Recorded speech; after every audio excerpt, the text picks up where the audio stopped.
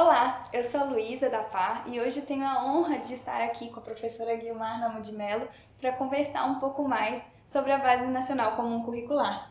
Professora Guilmar, muito obrigada por essa oportunidade. Imagine. É uma grande honra conversar com prazer você sobre esse assunto tão relevante que é a BNCC.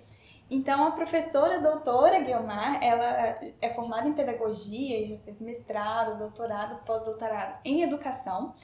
E a professora Guilmar trabalhou tanto com educação básica quanto com ensino superior e também atuou na Fundação Carlos Chagas. E lá você se dedicou principalmente, ao estudo da educação como uma política pública.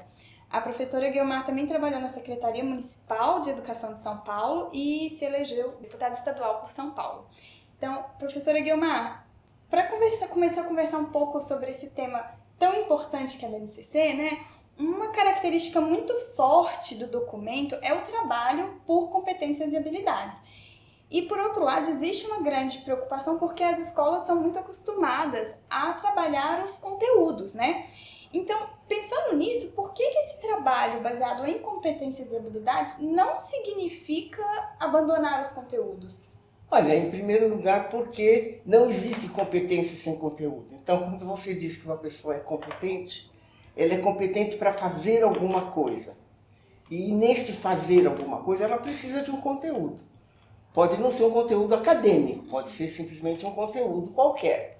Mas a competência, ela expressa um trabalho que foi feito com o conteúdo, certo? Ela é um comportamento que resulta de operações mentais que precisam dos conteúdos para ocorrer. Ninguém pensa no vazio, certo? Certo. Então, a gente até não consegue pensar no nada.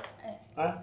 Embora alguns filósofos gregos tenham se dedicado a discutir o ser e o não ser, nós já não temos mais esse problema. Quer dizer, nós precisamos de geografia, de química, de física, de sociologia, do que for, para podermos usar esse conhecimento de um modo competente. Uhum. Então, quando você coloca um currículo por competência, o que você está querendo dizer é que só existe o ensino e a aprendizagem se ele puder ser transformado em alguma coisa que o aluno saiba ou faça. Uhum. Certo? Então, mostrando que não há possibilidade de você ter ensinado alguma coisa se isso não reverter em algum resultado. Só por saber. Só por saber. Uhum. Né? Então, essa é a característica, digamos assim, pedagógica de você ter um currículo por competências. Você tem os conteúdos curriculares tradicionais ou não, organizados de várias maneiras. Esses conteúdos são da ciência, são das artes, são das linguagens, né? E você tem, a partir desses conteúdos, um conjunto de competências e habilidades. Uhum. Que é o saber fazer, Que é o saber fazer, é o saber conhecer, né? Uhum. Por outro lado, a ideia do currículo por competências, ela se fortalece na medida em que, com a revolução tecnológica, que já vem desde o século passado, e com a mudança muito profunda que sofreu o mundo do conhecimento, o mundo da informação, vai ficando cada vez mais claro que a escola não vale mais a pena apenas só transmitir conteúdos, até porque muitos desses conteúdos acabam sendo acessíveis por outros veículos. Até pelo celular. Até pelo celular. Né? Então, o que é importante é você ter pessoas que saibam lidar com os conteúdos, aplicar os conteúdos, criticar, analisar. Né? E, além do mais, é preciso definitivamente romper a história de que a escola não trabalha as questões mais pessoais, quer dizer, empreendedorismo, autonomia, resiliência, não é? Isso tudo vai ficando muito claro a partir da revolução tecnológica. Então, de um lado, você tem uma revolução do conhecimento e que encontra um paradigma que, digamos, que é o modelo por competências é o que melhor veste, digamos, a ideia de você ter o ensino não apenas conteudista, mas um ensino que realmente vise formar o indivíduo no seu todo. Traz essa realidade da transformação, da revolução, da comunicação e da tecnologia também para a sala de aula. Exatamente.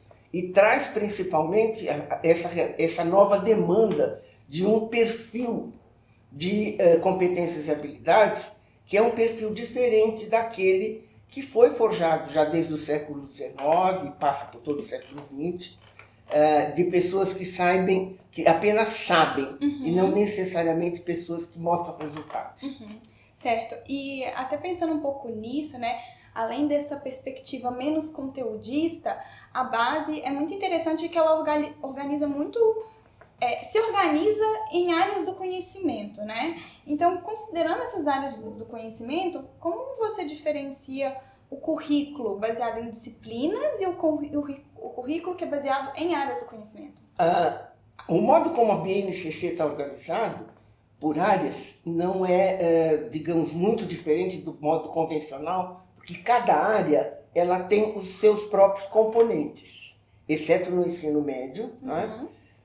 Desde a educação infantil até o final do ensino fundamental 2, você vê uma área e dentro da área você vê o componente, por exemplo, a área de ciências humanas tem história e tem geografia.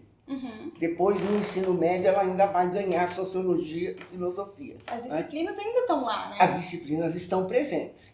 A ideia de você ter uma organização por área é porque ela é um passo que favorece a interdisciplinaridade, não é? Embora você possa ter interdisciplinaridade entre disciplinas ou conteúdos que são de áreas diferentes. Você pode perfeitamente ter um projeto interdisciplinar que envolve história e arte, por exemplo, certo? Ou que envolve linguagem e matemática, não é? Então, essa organização por área, ela é um caminho, um passo, digamos, na direção de um estudo mais interdisciplinar.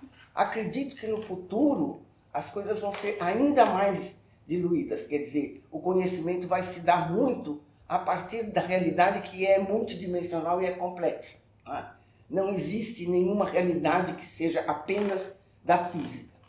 Existe uma realidade que é da física, é da biologia, mas é também das ciências humanas. Então, dentro dessa realidade complexa, que as disciplinas são divididas para facilitar o seu estudo. Não é? Mas acaba que o mundo é interdisciplinar, né? O mundo é interdisciplinar e o conhecimento nasce interdisciplinar. Quer dizer, quando o conhecimento sistematizado surge na Grécia, sobretudo no mundo ocidental, no mundo oriental eu acho que é um padrão diferente, mas no mundo ocidental, todas as disciplinas, todos os componentes curriculares, eles decorrem da filosofia. Quer dizer, é Platão, é Aristóteles, não é? São essas figuras de filósofos famosos que começaram a pensar diferentemente algumas coisas. Então, a indagação sobre o cosmos, a indagação sobre o que acontece quando se o mundo gira ou se o mundo não gira, ela tem a ver com a física, certo? Ela é, digamos, a tritataravó da física. Né? A indagação sobre os elementos, que os alquimistas na Idade Média adoravam misturar, inclusive em busca de uma fonte da vida eterna, etc., ela é a base da química. Né? A química de hoje, ela deve muito aos alquimistas do passado. Evidente que essa coisa evolui, não é? E ela vai ganhando um status de ciência na medida em que a própria ciência passa a se pensar como um método de conhecimento, certo? Mas a filosofia continua sendo hoje a grande matriz. Quer dizer, se você olhar a filosofia, tem algumas áreas da filosofia que são decisivas para qualquer cientista, como, por exemplo, a teoria do conhecimento, certo? A teoria do conhecimento, a metafísica, a dialética, que são conteúdos da filosofia, todo cientista acaba praticando isso de uma maneira ou de outra. Então, o conhecimento nasce interdisciplinar, ele se divide nas disciplinas na medida em que ele evolui e o volume cresce e você precisa organizar as coisas, não é? E ele chega a um extremo do ponto de vista disciplinar, no caso da escola, principalmente no mundo da escola. Você sabe que hoje já houve, por exemplo, uma matéria, uma disciplina que chamava ditado. Ou já houve uma disciplina antigamente, bastante antigamente, que chamava pesos e medidas. Por quê? Porque quando você adotou o sistema métrico, muitos países não tinham o sistema métrico, né? A Inglaterra até hoje não tem. Ela faz a conversão, a Inglaterra e os Estados Unidos fazem a conversão. Então era muito importante você ter no currículo os conhecimentos sobre os pesos e medidas no sistema decimal, tá? Então isso dava uma disciplina que hoje não existe mais. Então disciplina é uma coisa que depende muito de como você divide. Com certeza. E outro aspecto, né, que é muito importante até para a implementação da base, para realmente colocar a base em prática, é a formação continuada dos docentes, dos professores. Para você, professora, qual que é a importância dessa formação continuada e como que ela está prevista na base? Ela não é importante, ela é indispensável. É essencial, né? Se não houver um preparo dos professores, dificilmente você terá a base nacional comum vai ocorrer na sua plenitude. Ela pode morrer na praia. Né? Por quê? Porque a base nacional comum ela não é um produto de uma vontade caprichosa. Ela não é resultado de um capricho pedagógico, certo? Ela é um produto dos nossos tempos. A ideia de que você precisa garantir o mínimo para todos os cidadãos tem na sua origem duas preocupações muito sérias das democracias modernas, que é a igualdade e a equidade de tratamento, né? A igualdade de oportunidades e a equidade de tratamento. Num país continental como o Brasil, isso era muito importante, porque você tinha todo tipo de currículo e todo tipo de diversidade dentro do currículo. E, obviamente, os currículos dos lugares mais pobres eram mais empobrecidos. Então, a ideia é você garantir isso. Então, digamos que a base ela é isso. Agora, para que ela aconteça desta maneira, não é? É preciso que os professores saibam entregar na sala de aula, né? Até esse trabalho, né, baseado por competência e habilidades. E a interdisciplinaridade. E não é um capricho, isto é uma mudança cultural. E como toda mudança cultural, ela não vai acontecer de um dia para o outro. Ela vai demorar. Porque é um processo de mudança cultural. Você pode fazer os currículos, nós estamos no momento agora de elaborar os currículos, de implementar. Então a gente pode ter a ideia de que tudo está acontecendo. Não, tudo está começando. É só o início. Isso é o comecinho, certo? Daqui para frente é que vai chegar areia pro caminhãozinho da escola, certo? Certo. Daqui para frente é que vai ser o trabalho pesado, que é o trabalho da escola, do coordenador, do diretor, da equipe de professores e tal, de tornar esse currículo uma realidade dentro de cada escola. Claro. E até pensando nisso também, uma dificuldade, né, um grande desafio é a ruptura que muitas vezes acontece entre os segmentos, né? Então, da educação infantil para o ensino fundamental, do ensino fundamental para o ensino médio, é muito importante trabalhar essa transição para que não existam rupturas no processo de ensino-aprendizagem. Como que a base ajuda nesse sentido? A base é a primeira tentativa de tornar possível que essa transição se faça de uma maneira pedagogicamente sensata, digamos assim. Antes, você não tinha uma progressão. Hoje, quando você tem uma base nacional comum na mão, você tem uma progressão. Você pode até não concordar com o modo como essa progressão foi organizada, mas ela existe. Então, você sabe, desde da creche até o último ano do ensino, até o último dia do ensino médio, você tem um percurso.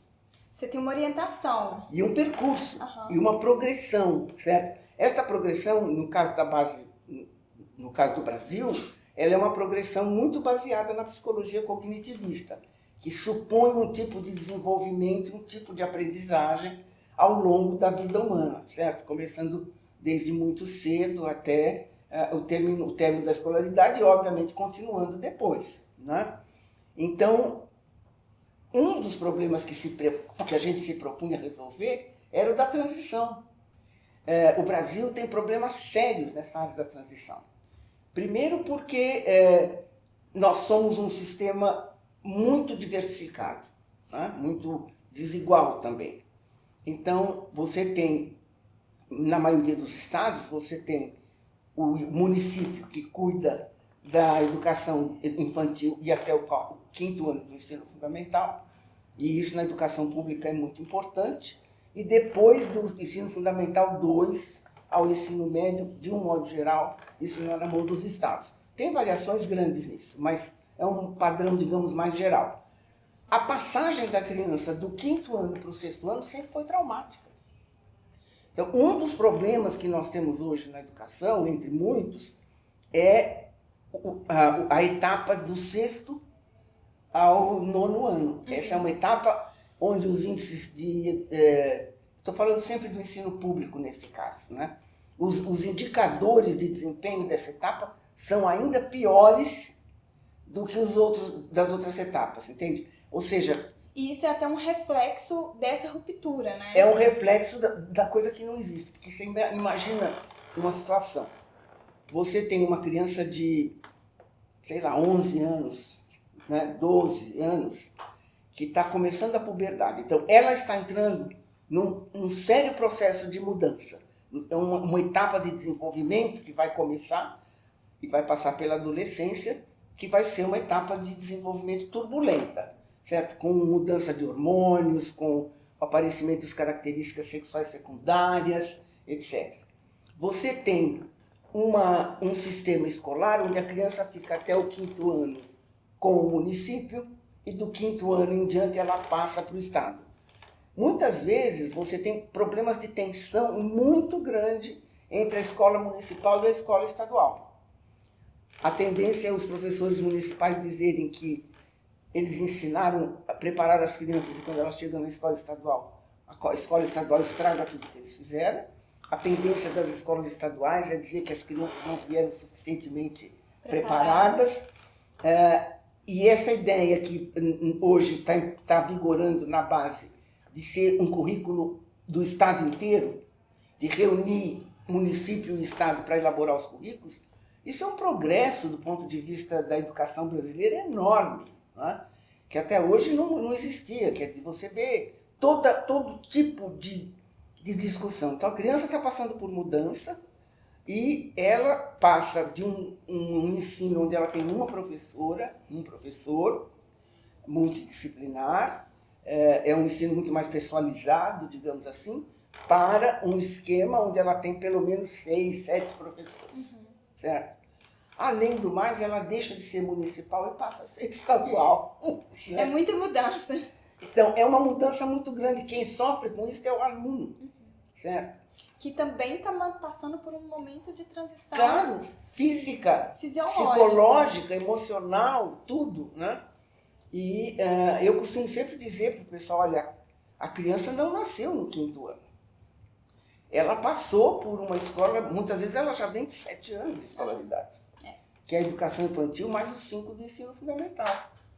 E você precisa pensar nessa criança como se ela estivesse mudando de patamar, mas que você tem que fazer isso de uma maneira que ela possa ir se adaptando na medida em que ela evolua gradual. E pensando nisso tudo, né? O que você acredita, então, professora, que a BNCC como você acredita que a BNCC vai transformar as escolas? Quais são, para você, os principais marcos de transformação, tanto nas escolas, nos professores, na vida dos alunos? Olha, primeira coisa que na educação não existe bala de prata, certo? A BNCC sozinha não vai resolver os problemas. Ela necessita, como eu disse, de professores bem preparados dentro de cada sala de aula, um esquema de apoio permanente desse professor em serviço, né? Não basta fazer uma reunião e falar para ele sobre a base, isso não é suficiente. Tem que ser uma formação realmente contínua, né? Contínua e sob a supervisão do coordenador ou de alguém. Quer dizer, os gestores passarão a ser formadores de professores acima de tudo, certo? E talvez a principal área da gestão daqui para frente seja a educação continuada dos professores daquela escola, certo? A transformação que a base vai introduzir, ela virá aos poucos, na medida em que forem se rompendo os hábitos desta cultura disciplinarista, de um currículo inflexível, de um conteudismo que é vazio, porque ele não resulta em alguma coisa que você possa olhar e ver no aluno. A gente fala muito dos direitos de aprendizagem, mas quem verifica se os direitos de aprendizagem estão sendo contemplados é a competência, certo? Então eu digo, a criança tem o direito de aprender a ler e escrever, com certeza. Mas eu só sei se esse direito dela foi contemplado se eu tiver uma proficiência dela no ato de ler e de escrever, né? Que é a competência. Então, a competência é a tradução do direito de aprendizagem. E isto implica numa mudança grande. Mas essa mudança, ela já vem de algum tempo. A LDB foi o primeiro grande marco dessa mudança, tá? Já nos anos 80, né? Nos anos 90, a LDB de 1996. Até pensar também que a BNCC, ela tem muitas propostas novas, mas também não é totalmente nova. Não, absolutamente. Absolutamente. Quer dizer, por exemplo, a perspectiva metodológica da BNCC, ela já estava posta no Manifesto dos Pioneiros de 1932, certo? Porque ela decorre de uma mudança que acontece no mundo inteiro sobre o papel da educação na sociedade. Ela acontece com Dewey, nos Estados Unidos, ela acontece com De Crowley, Claparède, Montessori, na Europa, certo? Esta mudança de pensar que o aluno tem que ter um protagonismo no processo de aprendizagem, né? Que é chamada escola ativa. Então, os nossos pioneiros, tipo Anísio Teixeira, Lourenço Filho, e outros grandes pioneiros que assinaram o Manifesto dos Pioneiros, em 1932, eles já tinham essa perspectiva. Claro que, como era o Brasil, eles também tinham muita perspectiva de que a escola tinha que ser acessível para todos. Não era como na Europa, que a escola já era acessível a todos. Mas os princípios pedagógicos estão ali. No fundo, a BNCC ela atualiza aqueles princípios pedagógicos para um contexto onde a presença da tecnologia fez muita diferença, que não era uma coisa presente na época dos pioneiros. Então, é isso. Queria te agradecer, professora Guiomar, por essas... eu acho que foi uma discussão muito rica e que vai trazer muitos questionamentos e muitos aprendizados, né? Então, muito obrigada pela sua presença, por essa conversa. A BNCC ainda tem muito a nos ensinar. Com certeza. E aí também cabe sempre a nós, todos trabalhando com a educação, sempre buscar essa formação continuada, com certeza. contínua. E fique de olho que tem muita coisa boa vindo por aí na PAR.